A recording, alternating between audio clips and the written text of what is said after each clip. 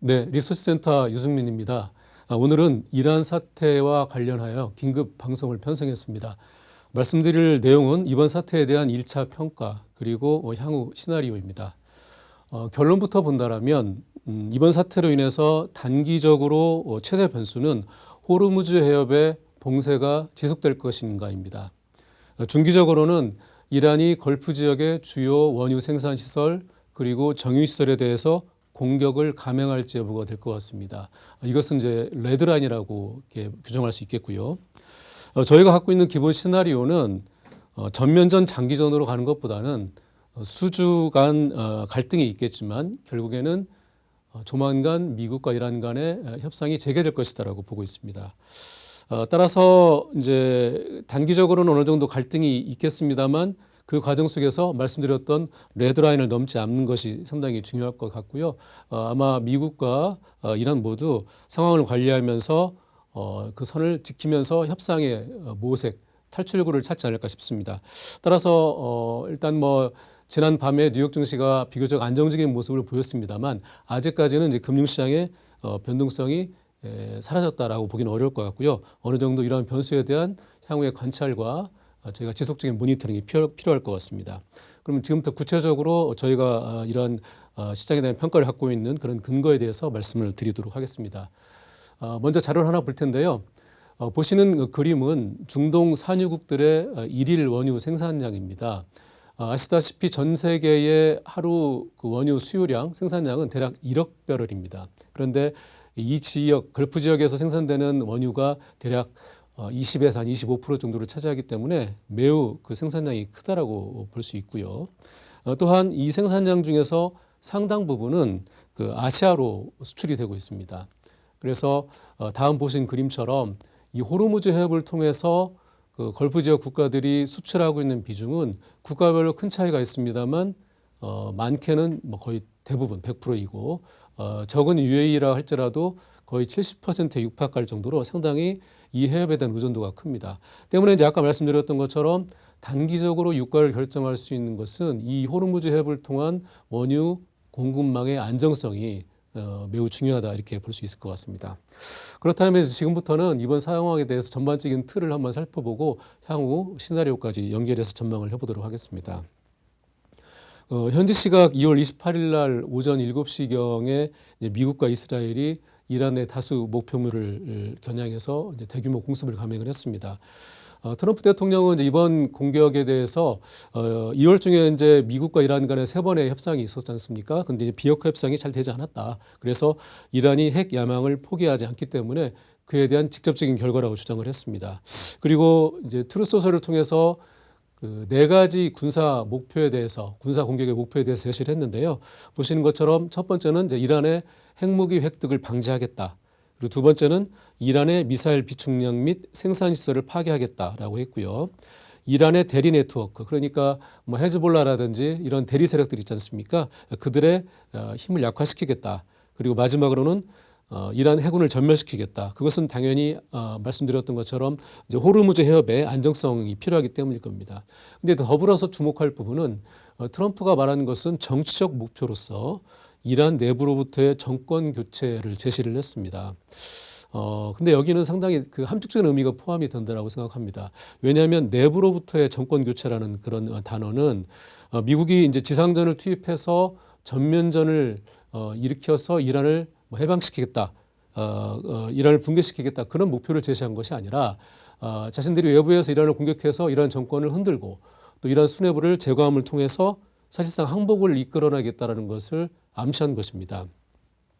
아시다시피 이번 공격을 통해서 최초 공격 시 하메네이 그러니까 최고 지도자들을 포함해서 한 40명 정도의 수뇌부가 제거가 됐습니다. 그 연초에 베네수엘라 사태랑 상당히 유사한 측면이 있죠. 그러니까 정권의 수뇌부를 제거해서 이란 역시도 이제 항복을 이끌어내겠다 그런 전술을 이번에도 채택을 한 겁니다.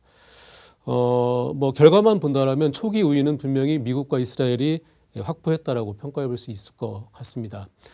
다만 이제 베네수엘라랑 좀 다른 점은 이란 정권이 쉽게 항복을 할 것이냐 하는 그런 부분입니다. 그 2017년, 18년 JCPOA 협상이 붕괴되고, 그러니까 미국이 그 협상에서 탈퇴한 이후로 이란은 이후에 계속적으로 경제 제재를 당했습니다. 하지만 그러한 국면 속에서 역량이 약화됨에도 불구하고 여전히 이란 정부의 시스템은 대체로 견고하다라는 것이 일반적인 평가입니다. 실제 그래서인지 이란이 이제 초기 공습 후에 수시간 만에 결국에 이제 그 주변 지역, 걸프 지역 주요 국가들, 사우디, UAE, 바레인, 카타르 이런 국가들에 대해서 제한적이지만 드론 공격을 지금 개시를 하고 있는 것 같고요. 이에 대해서 이제 걸프 지역 국가들도 이제 반이란 쪽으로 지금 전환하고 있는 그런 상황입니다. 사실 이제 이것은 이란 입장에서 보면은 전략적으로 굉장히 잘못된 선택입니다. 자기 편을 하나라도 더 만들어야 될 텐데 모두를 이제 적으로 돌렸기 때문입니다. 하지만 그 이유를 뭐라고 생각하냐고 보면은 이란 새롭게 들어서는 이란의 그 지도부들이 결국에는 내부 결속을 통해서 새 정권의 어떤 리더십을 좀 유지하겠다 하는 그런 목적이 더 크기 때문에 현재 그렇게 행동하고 있는 것이 아닌가 싶습니다. 그래서 현재 뭐 유럽 국가들도 미국과 동조를 해서 이란에 대해서 이제 방어적 조치를 취하고 또 일부 이제 군사 시설을 대한 협조를 하겠다라고 밝혔는데요. 이렇게 된다라면 다소 좀 부정적인 시나리오로 가는 것이 아닌가 하는 그런 우려들이 분명히 잠복되어 있습니다. 다만 이제 저희가 아까 모두에 말씀드렸던 것처럼 최악의 상황으로 가지 않는다라고 보는 것은 그런 근거가 좀 있습니다. 데이터를 한 가지 보도록 하겠습니다. 지금 보시는 데이터는 그 미국이 역대 주요한 전쟁에서 이제 중동에서 있었던 전쟁에서 동원했던 군사력의 수준을 보여드리고 있습니다. 주로 이제 해군력인데요. 아무래도 그 지역에서 해상 전력을 통해서 공격을 할 수밖에 없는 그런 구조이기 때문이겠죠. 이번 그 전쟁 앞서서 미국은 2개 항모 전단을 이 지역에 이동을 시켰고요. 전체적인 그런 그 병력의 수준을 본다라면 91년, 2003년 이라크전 당시의 대규모 총들에 비교한다라면 약 한 3분의 1 정도, 3분의 1 정도의 병력을 현재 배치한 상황입니다. 만약에 이란에 전면적으로 진입을 해서 이란 정권을 무력으로 무너뜨릴 계획을 갖고 있다라면 과거 91년과 2003년 정도의 병력을 집결시켜서 이제 공습을 시행하는 게 맞았겠죠. 물론 향후에도 물론 미국이 병력을 얼마든지 증파를 할 수 있겠습니다만 미국 내 마가 진영의 그 기조, 그러니까 미국이 대외 외교, 군사 안보에 있어서 적극적으로 비용을 들이면서 개입할 필요가 없다라는 그런 전제가 있기 때문에 이번 미국의 작전도 상당히 제한적인 수준에서 효율성을 목표로 한 그런 작전 수행으로 평가를 해야 되고요. 그런 이유로 기본적으로 장기전을 염두하고 이번 공습이 시작됐다라고 보지는 않는 겁니다. 따라서 이제 시나리오를 한번 살펴보도록 하겠습니다.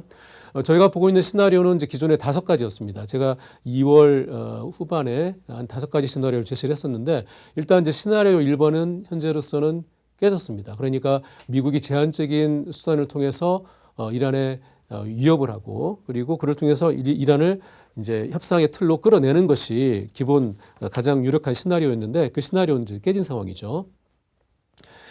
이제 시나리오 2와 3은 미국과 이스라엘이 뭐 이란에 대해서 석유 수출을 봉쇄함으로써 이란의 경제적 돈줄을 죄는 그런 시나리오가 하나 있고요. 반대로 그 이란이 호르무즈 지역을 이제 봉쇄하면서 걸프 지역의 수출을 막고 그를 통해서 이제 그 미국의 전략을 압박하는 그런 시나리오가 2와 3이 각각 있습니다. 이제 현재는 시나리오 3에 해당되는 그런 국면에 있고요. 따라서 이제 이러한 상태는 당분간 지속이 될 수밖에 없는데 문제는 이란의 이러한 그 전략에 미국이 이미 이제 예측을 했었고 아까 미국의 군사 목표의 4번째에도 이란의 해군을 전멸시킨다는 그런 내용이 있었다시피 상당 부분 이란의 그 해군이 현재 그 파괴됐다라는 평가가 있습니다. 그렇다면 적극적으로 호르무즈 해협을 봉쇄를 하지 못할 것이고요. 또한 오늘 아침 뉴스를 보니까 미국도 이제 호르무즈 해협의 원유 그 물동량을 위해서 군사적으로 개입을 하겠다라고 이제 나섰기 때문에 과연 시나리오 3이 지속적으로 이렇게 유지가 될지에 대해서는 좀 살펴봐야 될 것 같습니다. 하지만 현재로서는 레드라인 바로 직전 아래인 시나리오 3에 좀 멈춰져 있는 그런 상황이고요. 최악의 상황은 결국에는 이제 그 시나리오 5번이 될 텐데요. 이란이 그 아랍 걸프 지역의 석유 시설을 공격하는 겁니다. 그렇게 되면은 이제 이란을 제외하고도 이 지역에서 공급되는 원유량이 이를 1,800만 배럴 정도 되는데 엄청난 양이죠. 그리고 특히 이제 이에 대한 의존도가 아시아가 매우 높습니다. 그러면 당연히 이제 국제 유가가 배럴당 $100 이상을 충분히 상회할 수가 있고요. 또한 인프라가 파괴되기 때문에 그 경우에는 굉장히 그 경제적 그리고 매크로적 충격이 장기화될 수가 있습니다. 그래서 이제 레드라인이라고 설정을 하는 것이고요. 저희는 이제 시나리오 4나 5로 갈 확률은 아직까지 높진 않다. 레드라인 안에서 좀 멈출 가능성이 있지 않을까 이렇게 생각을 하고 있습니다. 자, 이런 틀에서 향후에 가장 중요한 변수는 이제 새롭게 들어서게 되는 이란 정권의 대응이 될 것 같습니다. 그 앞서 말씀드렸던 것처럼 트럼프가 제시하는 이란 내부로부터의 정권 교체는 뭐 사실상 쉽지 않을 것이라는 것이 이란 전문가들의 공통적인 견해입니다. 그 지난 2, 3년간 이란 내부의 그 시위가 계속되고 있고요. 이제 올 들어서도 그 강경 진압 이후에 다소 좀 진정되는 듯한 시위가 2월 들어서 다시 좀 확산되고 있었던 그런 상황이었습니다. 이제 장기간의 경제 침체에 대한 대중들의 불만 그리고 정권의 일방적인 그 행보 등이 가장 큰 원인이었습니다. 하지만 그러한 현 정권에 대한 이란 대중들의 불만이 큰 것과 별개로 그 미국에 대한 이란 대중들의 그 태도는 그렇게 우호적이지 않습니다. 그러니까 이제 2차 대전 이후에 79년 팔레비 왕정이 무너지기 전까지 그 미국과 이란의 과거의 왕정 간의 그런 관계 속에서 대중들이 굉장히 핍박과 고통을 겪었기 때문이었고 미국의 개입에 대해서 아주 부정적으로 보기 때문입니다. 또한 그 이란의 정치 구조가 종교, 정치, 군사가 혼합된 집단 지도 체제이다 보니까 이게 어느 한 축이 무너졌다 그래서 완전히 이란의 지도 체제가 무너진다고 보기도 어렵습니다. 그래서 지난해도 보면은 6월 달에 그 이스라엘이 이란에 대해서 공격을 했습니다만 상당한 피해를 입었지만 그 이후에 이란 정권이 크게 흔들렸다든지 그렇게 하는 것들이 나타나지는 않았었습니다. 이런 관점에서 본다라면 이번에 이란의 지도부를 미국이 제거했다고 그래서 이란의 정권이 완전히 뭐 불안정하고 무너진다라고 보기는 좀 어려울 것 같습니다. 때문에 새롭게 들어서는 그러니까 하메네이 이후에 그 정권이 이제 향후 어떻게 노선을 취하면서 미국과 관계를 가져갈 것이냐가 중요한데 이제 이 부분은 아직까지 불투명해 보입니다.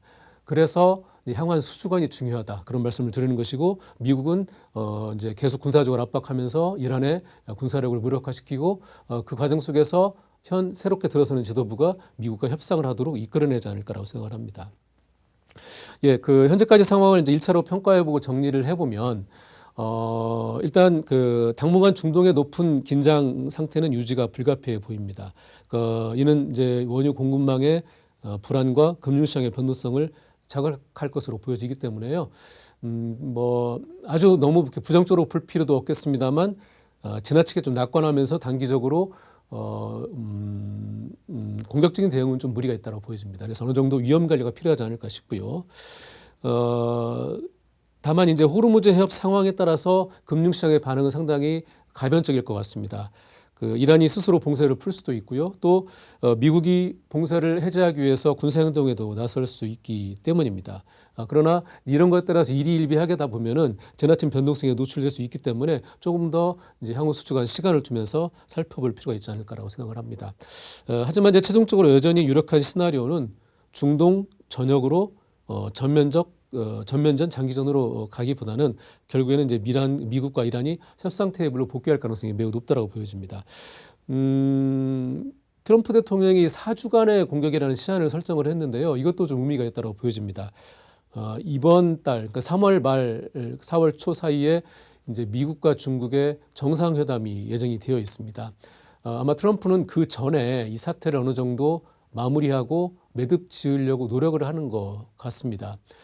중국은 이제 이란의 석유에 대한 의존도가 매우 높은 나라인데 이런 상황을 그냥 매듭지지 않고 협상을 하게 된다라면 그 협상 자체의 결과에 대한 전망도 사실 매우 불투명하기 때문입니다. 따라서 이제 결국에는 향후 수주관이 매우 중요하다라고 보여집니다. 좀 길게 이러저런 내용을 말씀드리다 보니까 정리가 됐을지 모르겠는데요. 슬라이드를 보면서 다시 한번 이번 사태에 대해서 저희 핵심 아이디어를 한번 요약을 해서 말씀을 드리도록 하겠습니다. 요약을 하면 미국의 군사작전과 이란 정권의 대응에 따라서 당분간 불확실성은 불가피하다.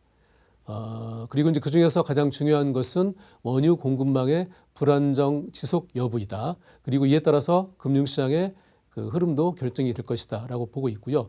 다만 이제 장기전 가능성은 여전히 낮고 때문에 그로 인해서 인플레이션이 자극받거나 또는 이제 채권 금리나 주식시장이 어떤 기존의 추세에서 크게 이탈할 가능성도 아직은 높지 않게 보고 있다. 결국에는 우리는 단기적인 위험 관리에 주력하면서 이번 사태를 주시하며 대응해야겠다. 이런 판단을 갖고 있습니다. 네, 지금까지 이란 사태와 관련된 저희의 평가와 기본 시나리오에 대해서 말씀드렸습니다. 감사합니다.